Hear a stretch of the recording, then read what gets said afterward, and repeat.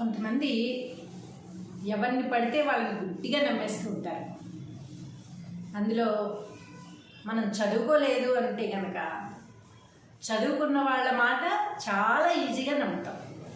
ఎందుకంటే వాళ్ళు చదువుకున్నారు కదా, వాళ్ళకి అన్నీ తెలుసు అని మన అభిప్రాయం. కాబట్టి వాళ్ళు ఏం చెప్పినా తెలిసే చెప్తారు. చదువుకున్న వాళ్ళు అంటే అన్నీ తెలుసు, వాళ్ళకి తెలియకుండా ఉండదు అని ఒక అభిప్రాయం ఉంటుంది. కాబట్టి వాళ్ళకి వాళ్ళు చెప్పింది కరెక్టే, వాళ్ళు చెప్పినట్టు చెయ్యొచ్చు అని ఒక నమ్మకం పెట్టుకుంటాం. అలా జరిగిన ఒక విషయం చెప్తాను. ఒక అతను చదువుకోలేదు, అతనికి అస్సలు చదువులేదు. ఇంకా కళ్ళు కూడా కొంచెం బాగా కనపడవన్నమాట. కొంచెం మసమసగా కనపడుతుంది కానీ క్లారిటీగా ఏది కనపడదు. చెవులు వినపడవు, చెవుడు. ఇన్ని అవరోధాలు ఉన్నా చక్కటి వ్యాపారం చేస్తున్నాడు. చదువు లేకపోయినా, చెవులు వినపడకపోయినా, కళ్ళు కనపడకపోయినా చక్కగా వ్యాపారం చేసుకుంటున్నాడు. ఏం వ్యాపారం? హాట్ డాగ్స్, బన్నులు, పిజ్జాలు, బేకరీలాగా ఆల్మోస్ట్. కాకపోతే పెద్ద షాప్ లాగా పెట్టకుండా చిన్నగా ఎక్కడో అమ్ముకుంటున్నాడు. అలా చిన్నగా స్టార్ట్ చేసిన బిజినెస్ తన తెలివితేటలతో బాగానే పెంచుకుంటూ వచ్చాడు. చదువుతో సంబంధం లేదు. అలా పెంచుకుంటూ వచ్చి ఒక్క కొడుకున్నాడు. ఆ ఉన్న ఒక్క కొడుకుని చక్కగా మంచి స్కూల్లో వేశాడు. స్కూల్లో చదువుకున్నాడు, కాలేజీకి వెళ్ళాడు, మంచి కాలేజీలో చదివించాడు. చదివిస్తూ ఇతని వ్యాపారం అభివృద్ధి చెందుతూనే ఉంది. తన చదువుతో సంబంధం లేదు, కానీ తనకు ఒక గిల్ట్ ఫీలింగ్ ఉండేది. నేను చదువుకోలేదు, నా కళ్ళు కనపడవు కనుక నేను పేపర్ కూడా చదవలేకపోతున్నాను. ఏదో కాస్త పుస్తకం వచ్చినా కళ్ళు కనపడవు కనుక పేపర్ చదవలేకపోతున్నాను. చెవులు వినపడవు కనుక రేడియో కూడా వినలేను. సో నాకు ప్రపంచంలో ఏం జరుగుతుందో తెలియదు, వార్తలు ఏమీ తెలియవు.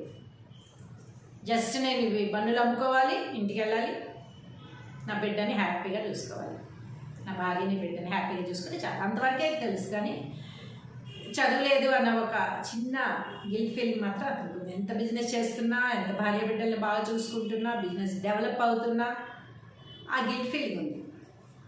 అలా జరుగుతుండగా చక్కగా వ్యాపారం అభివృద్ధి చెందుతుంది. కేజీలు కేజీలు మటను, కేజీలు కేజీలు బన్నులు ఆర్డర్ ఇచ్చుకుంటున్నాడు. చక్క సాయంత్రం వేసరికి ఒక పెద్ద లోడ్ దిగుతుంది అన్నమాట తన దగ్గర. మంచిగా తెల్లారేసరికి అన్నీ ప్రిపేర్ చేసి పెట్టేసుకుంటాడు, అమ్ముకుంటున్నాడు. చక్కగా ఉంది వ్యాపారం. ఈ లోపు ఏమైంది, చక్కగా కొడుకు డిగ్రీ పాస్ అయ్యి, మంచి కాలేజీలో డిగ్రీ పాస్ అయ్యి ఇంటికి తిరిగి వచ్చాడు. ఎక్కడ హాస్టల్లో పెంచుతారుగా వాళ్ళని, మరి ఇంటి దగ్గర ఉంటే చదవనేసి మనకి చదువులేదుగా అన్నట్టుగా హాస్టల్ పెడుతూ ఉంటారు. మన చదువున్న లేకపోయినా వాళ్ళు చదువుకోవాలి అనుకుంటే చదువుకుంటారు. బాగానే చదివే వాళ్ళు ఉన్నారు, కానీ వాళ్ళకి సరే అక్కడైతే బాగా చదువుకుంటారని ఇక్కడ హాస్టల్లో పెడితే వాళ్ళు మొత్తం చదువు పూర్తి చేసుకుని చక్కగా తిరిగి వచ్చారన్నమాట. వచ్చి వాళ్ళ డాడీ బిజినెస్ చేసే చోటికి వెళ్ళి డాడీ నీకు ఈ విషయం తెలుసా అన్నాడు. ఏంటి నాన్న చెప్పు అంటే, కొడుకు ఏది చెప్పినా కూడా చాలా చక్కగా ముద్దుగా వింటాడనమాట. ఎందుకంటే నా కొడుకు బాగా చదువుకున్నాడు, వాడికి ప్రపంచ జ్ఞానం తెలుసు అని తండ్రి అభిప్రాయం. వాడికి అన్నీ తెలుసు కాబట్టి వాడు ఏది చెప్పినా కరెక్టే అని నమ్మే తండ్రి. తల్లిదండ్రులు చాలామంది ఉన్నారు ఇప్పుడు కూడా అలా. పిల్లలు ఏది చెప్తే అది కరెక్ట్, కొంచెం చదువుకుంటే. మేమేం చదువుకోలేదు కనుక మాకేం తెలియదు, వాళ్ళకి అన్నీ తెలుసు అనే అభిప్రాయంలో చాలామంది ఉన్నారు. అలాంటి తండ్రి ఈ తండ్రి కూడా అన్నమాట. అయితే చెప్పినాను ఏంటి అంటే, ఈ మధ్య సాఫ్ట్వేర్ వాళ్ళందరినీ తీసేస్తున్నారు, జాబులు పోతున్నాయి, అమెరికాలో జాబులు చేసే వాళ్ళందరూ కూడా ఇండియాకి తిరిగి వచ్చేస్తున్నారు, ట్రంప్ వెళ్ళిపోమంటున్నాడు, అక్కడ జాబులు లేవు, ఏమీ లేవు, మనకి ఆర్థిక మాంద్యం వచ్చి పడిపోతుంది, ఇంకొన్ని రోజుల్లో మనకి జాబ్స్ ఉండవు, డబ్బులు ఉండవు, ఏమీ ఉండవు. కాబట్టి ఇప్పుడే పొదుపు చేసుకోవాలి, మనం చాలా జాగ్రత్తగా ఉండాలి. మంచి మాట చెప్పాడు తను కూడా. నువ్వు ఏదైతే బిజినెస్ చేస్తున్నావో అది డబ్బులు జాగ్రత్త చేసుకో. ఇది నేనైతే జాబ్ చేసి సంపాదిస్తాను, లేకపోతే నీకు ఇదే బిజినెస్ కంటిన్యూ అవుతున్నాను. ఇప్పుడు జాబ్స్ లేనప్పుడు ఇప్పుడు తిన్నంత విచ్చలవిడిగా జనాలు వచ్చి తినలేరు కదా, అది కూడా ఉంటుంది కదా. మళ్ళీ బిజినెస్ కూడా డల్ అవుతుంది కదా. ఒకటి డల్ అయింది అంటే ఇప్పుడు యుద్ధం జరుగుతుంది, దానివల్ల పెట్రోల్ ఛార్జెస్ పెరిగిపోతాయి, కూరగాయల ఛార్జెస్ అన్నిటి రేట్లు పెరిగిపోతాయి కనుక మనం ఏం చేస్తాం, అంత ఎక్కువగా తెచ్చుకోకుండా కొంచెం కొంచెం తెచ్చుకుంటాం. మళ్ళీ రేట్లు తగ్గాక ఎక్కువగా తెచ్చుకుంటూ ఉంటాం. ఏదైనా ఉన్నదే కదా, ఒకటి వచ్చిందంటే అన్నిటి మీద పడుతుంది ఆ ప్రభావం, అన్ని బిజినెస్లు డల్ అయిపోతాయి. కాబట్టి అతను కూడా ఏం చెప్పాడంటే, ఇలా ట్రంప్ కూడా పంపించేస్తున్నాడు కనుక ఇండియాకి వచ్చేస్తున్నారు, చాలామంది జాబ్స్ పోతున్నాయి, సో ఏదన్నా సంపాదించింది ఉంటే దాచుకో, కానీ ఎక్కువ ఖర్చు పెట్టుకు, జాగ్రత్త, ఆర్థిక సంక్షోభం రాబోతోంది మనకి అని చెప్తారు. కొడుకు ఎంత పెద్ద మాట చెప్పాడు నాకు.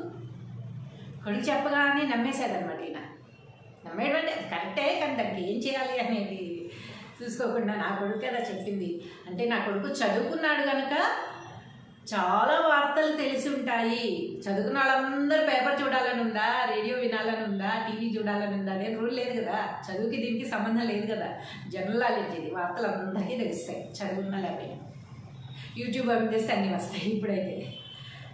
అయితే ఏం చేశాడు, నా కొడుకు చదువుకున్నాడు కనుక తనకి పేపర్ చదవడం వచ్చు కాబట్టి వార్తలు చదివి ఉంటాడు, రేడియో వినగలడు కనుక వార్తలు విని ఉంటాడు, టీవీ చూడగలడు కనుక టీవీ చూసుంటాడు.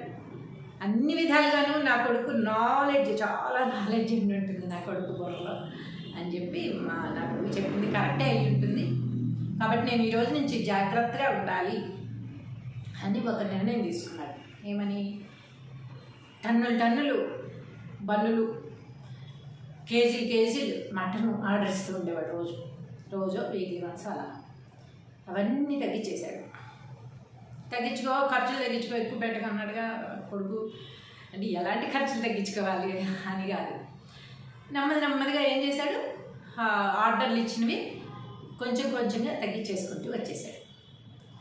వచ్చేసి ఏం చేశాడు, వచ్చేసరికి ఏమవుతుంది, ఇక్కడ ఎవరన్నా వచ్చినప్పుడు లేవని చెప్తున్నాడుగా, సాయంత్రం అయ్యేసరికల్లా సగం బిజినెస్ జరుగుతుంది, తర్వాత ఆర్డర్ లేక లేవని చెప్తున్నాడు.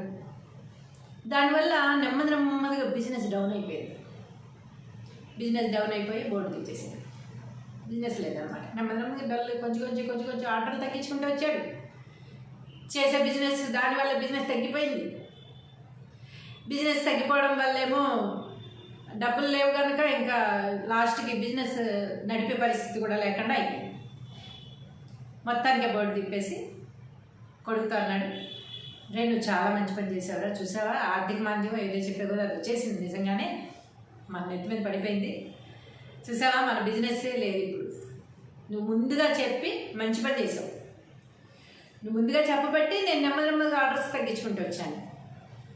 అలా బిజినెస్ డల్ అయిపోయింది, ఇప్పుడు ఆర్థిక మాంద్యం వచ్చింది మనకి. నువ్వు చెప్పింది కరెక్టే, అందుకే చదువుకోవాలంటారు అందరినీ. నేను చదువుకోలేదు కనుక నాకు తెలియలేదు, నువ్వు చెప్పి మంచి పని చేసావు, చాలా ఆదుకున్నావు నన్ను, లేకపోతే ఉన్న డబ్బులన్నీ అందులో పోసేసేవాడిని అని అనుకుంటాడు.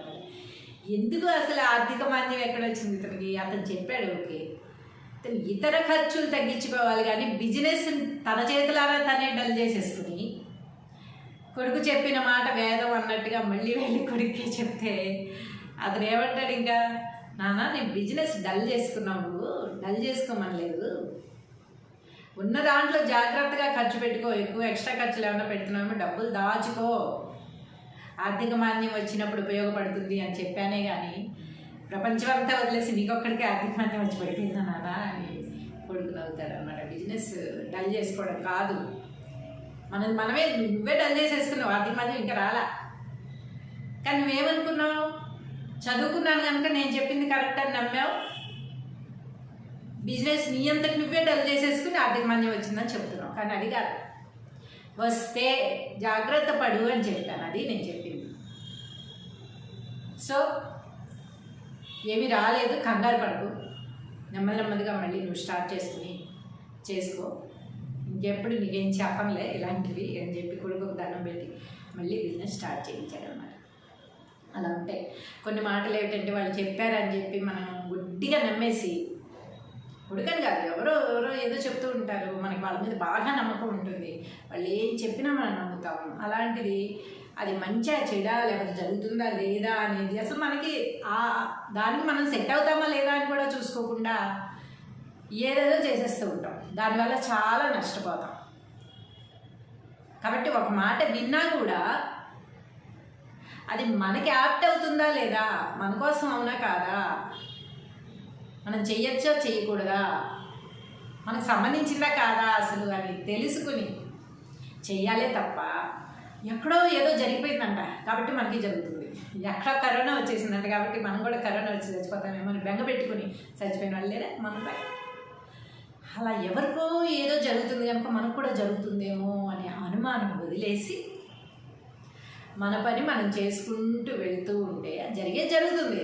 వచ్చినప్పుడు అందరికీ వస్తే మనకి వస్తుంది. ఏముంది, ఇప్పుడు సునామీ వచ్చిందనుకోండి, మనం ఒక్కళ్ళ చేతులు కట్టు కూర్చుంటే కాదు కదా, అన్నీ తీసుకుపోతుంది.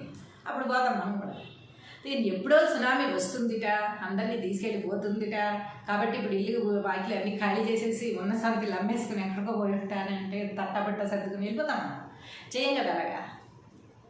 కాబట్టి తెలుసుకోవాలన్నమాట, ఇది మన వరకు వస్తుందా రాదా, మనకి యాప్ట్ అవుతుందా లేదా, అసలు మనకైనా కాదు. జరిగినప్పుడు జరుగుతుంది. అప్పుడు బిజినెస్ డల్ అయితే ఏం చేయలేం. ఉన్న డబ్బులు దాచుకోమని చెప్పారు కదా, చక్కగా దాచుకుంటే ఆ బిజినెస్ అలాగే కంటిన్యూ చేసుకుంటూ డబ్బులు దాచుకుంటే సరిపోయేది. ఉన్నది కూడా తనంత తనే డౌన్ చేసేసుకుని బిజినెస్ డల్ చేసేసి హార్దిక్ మాధ్యం నిజంగానే వచ్చింది, నువ్వు చెప్పింది కరెక్టే అని కొడుకుతో చెప్పాడు కనుక తెలిసింది. మళ్ళీ అతను సజెస్ట్ చేశాడు. అలా చెప్పకుండా అదిగో నా కొడుకు చెప్పాడు కనుక నేను ఇలా చేశానని కూడా చెప్పని వాళ్ళు కూడా ఉంటారు కదా, అది చాలా డేంజర్గా చెప్తుంది అనమాట. చాలా ఇబ్బందులు పడాల్సి వస్తుంది. కాబట్టి ఏ పనైనా సరే తెలుసుకుని ఆలోచించి చేయడం ఉత్తమం.